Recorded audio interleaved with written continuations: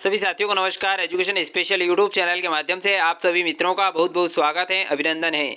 जैसा कि सभी साथी जानते हैं, एजुकेशन स्पेशल यूट्यूब चैनल के माध्यम से समय समय पर विभिन्न जानकारियां आप तक पहुंचाने का प्रयास इस प्लेटफॉर्म के माध्यम से किया जाता है।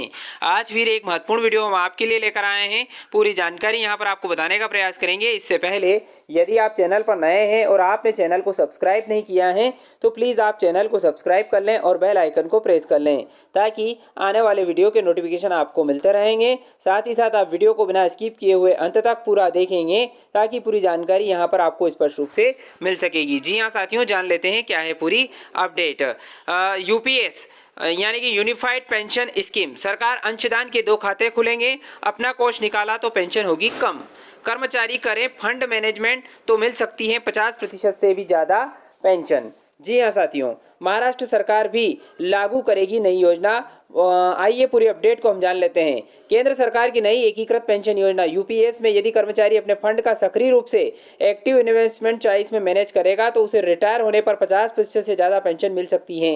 यूपीएस में सरकार कर्मचारी के लिए 2 खाते खोलेगी। जानकार सूत्रों के अनुसार एक खाते में कर्मचारी के वेतन में 10% अंशदान के साथ सरकार का 10% अंशदान होगा और दूसरे खाते में सरकार की ओर से अतिरिक्त 8.5% अंशदान जमा करवाया जाएगा। पेंशन नियामक प्राधिकरण पीएफआरडीए की मौजूदा योजना के तहत पहले वाले खाते में डिफॉल्ट चॉइस होगी, लेकिन कर्मचारी इस फंड में एक्टिव इन्वेस्टमेंट चॉइस का इस्तेमाल भी कर सकता है। ऐसे में एक्टिव चॉइस रखने वाले कर्मचारी की सेवानिवृत्ति के बाद इस फंड के कुल कार्पस की एन्युटी से उसकी 50% से ज़्यादा पेंशन भी बनेगी तो उसका हकदार होगा। यदि कार्पस से 50% कम पेंशन बनेगी तो भरपाई सरकार दूसरे खाते जिसमें 8.5% रखा गया है से भरपाई करेगी। 50% गारंटीड पेंशन मिलेगी। पोर्टल पर चुन सकेंगे योजना का विकल्प।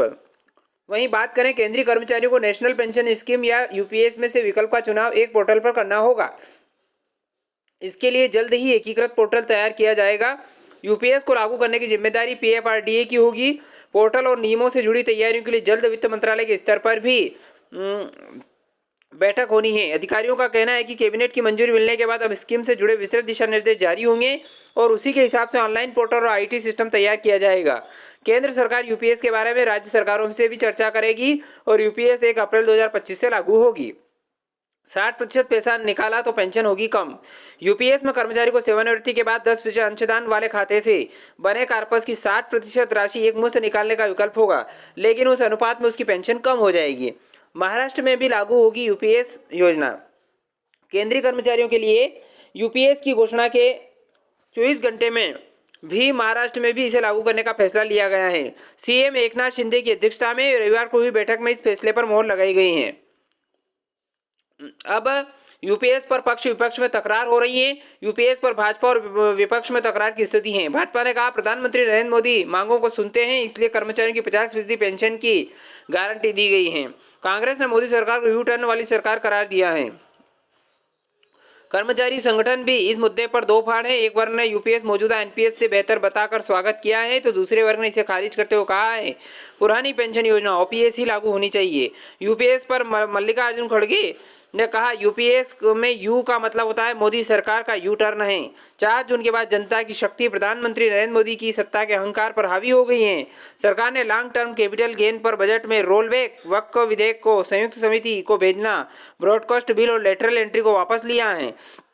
हम जवाबदेही सुनिश्चित करते रहेंगे और लोगों को इस निरंकुश सरकार से बचाएंगे। तो साथियों, ये बहुत ही बड़ी अपडेट थी। आशा करता हूँ कि पूरी अपडेट यहाँ पर आपको पसंद आई होगी।